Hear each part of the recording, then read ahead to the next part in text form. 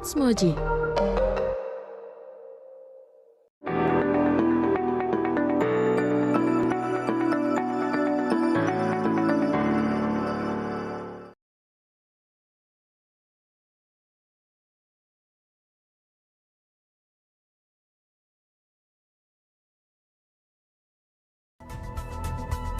Halo, selamat pagi Mojibadi, Cudes Update kembali hadir dengan rangkaian informasi menarik selama 30 menit ke depan.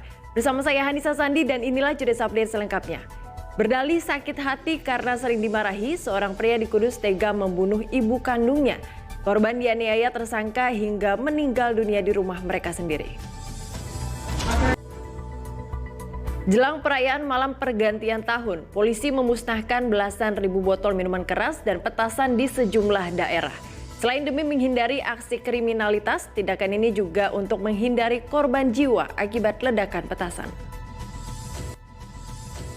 Diduga mengalami patah as roda saat akan masuk ke kapal Roro, sebuah truk tercebur ke laut di Pelabuhan Merak, Banten. Cuaca buruk ini memaksa PT ASDP kembali menutup sementara penyeberangan Selat Sunda.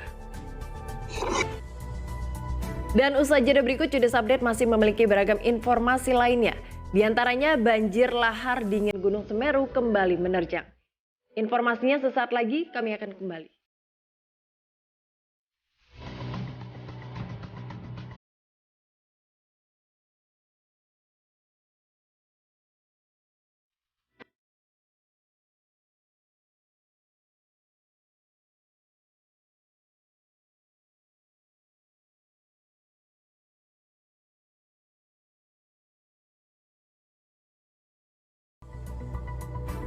Terima kasih Anda kembali menyaksikan Cudes Update. Banjir lahar dingin di Gunung Semeru, Lumajang, Jawa Timur kembali menerjang sejumlah aliran sungai. Akibatnya warga dusun Sumber Langsep terisolasi, sementara itu warga lainnya nekat menyeberangi aliran lahar berarus deras agar bisa pulang ke rumah. Menjelang tahun baru, cuaca ekstrim yang terjadi berimbas pada harga hasil laut di sejumlah daerah. Pasokan menurun dan harga pun melonjak hingga 25%. Warga negara Malaysia yang terseret arus di Diamond Beach, Nusa Penida, Kelungkung, Bali akhirnya ditemukan. Korban ditemukan oleh tim SAR dalam keadaan tidak bernyawa. Kita ke informasi lainnya. Sudah musim liburan, penumpukan kendaraan di Pelabuhan Merak dan Bakauheni belum terurai meski layanan penyeberangan kembali dibuka. Dan selanjutnya bagi Anda yang hendak berpergian untuk menghabiskan waktu di akhir tahun, kami sampaikan pantauan arus lalu lintas melalui kamera CCTV Bina Marga dan Kementerian Perhubungan yang dapat membantu kelancaran perjalanan Anda. Kita awali dari kawasan Bakauheni, Lampung. Terlihat dari CCTV Terbanggi Besar kilometer 7 arah Lampung, kondisi lalu lintas saat ini masih terpantau lancar. Di kedua arahnya saat ini tampak lenggang.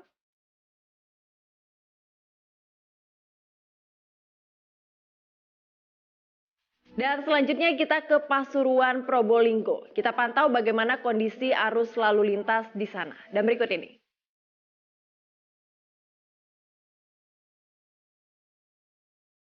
Ya, dan berikutnya kita akan bergeser ke Cikampek, tepatnya di pintu tol Cikampek.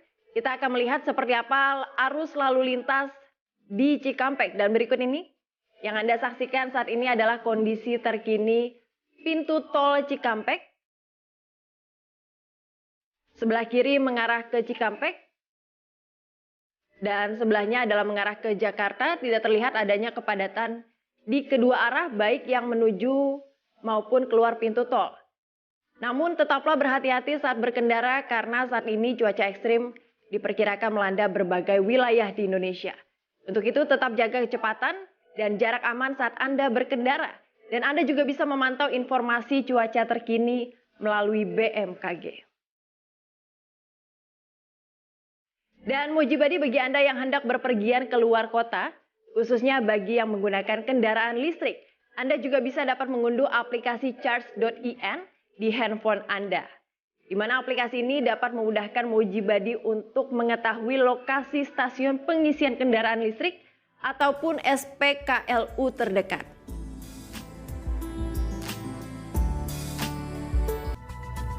Ya, dan waspada cuaca ekstrim di DKI Jakarta pada 27 Desember hingga 2 Januari 2023. Berdasarkan siaran pers BMKG terdapat potensi curah hujan dengan intensitas lebat hingga sangat lebat yang dapat disertai dengan kilat atau petir dan angin kencang dengan status siaga di wilayah DKI Jakarta. Dan Anda bisa melaporkan bila menemukan potensi genangan atau banjir melalui aplikasi Jaki, atau dalam keadaan darurat Anda bisa menghubungi nomor 112. Dan jangan beranjak dulu karena setelah yang satu ini kami akan mengajak Anda untuk kilas balik peristiwa yang terjadi di tahun 2022. Tetaplah di Cudes Update.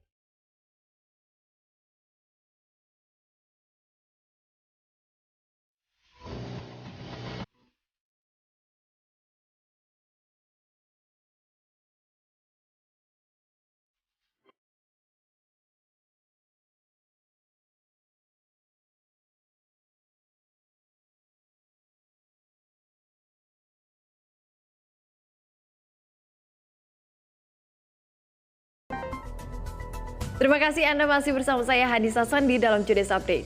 Dan selanjutnya kami akan mengajak Anda untuk melihat kembali acara pernikahan viral anak Presiden Joko Widodo yang digelar sangat meriah sampai disiarkan langsung sejumlah stasiun TV di tanah air.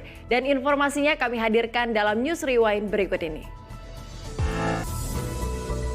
BMKG memprediksi hari ini akan menjadi puncak cuaca ekstrim yang melanda wilayah Indonesia.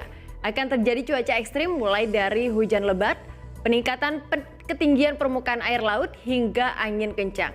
Dan cuaca ekstrim yang diprediksi BMKG tersebut dilaporkan akan terjadi hingga malam pergantian tahun dengan puncaknya pada hari ini. BMKG meminta masyarakat terutama penyedia transportasi untuk memperhatikan perakiran cuaca dari BMKG saat hendak beraktivitas. Dan berikut perakiran cuaca yang kami rangkum dari laman BMKG.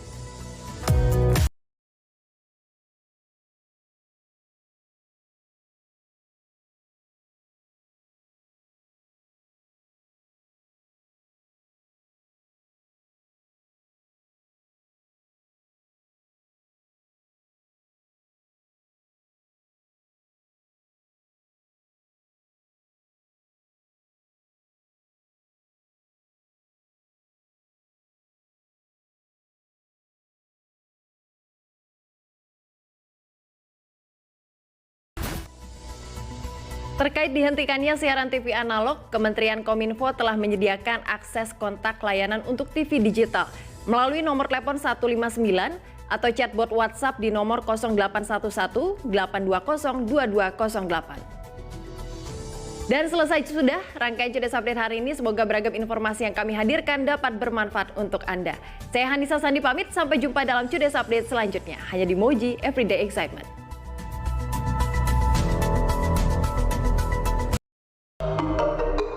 It's Moji.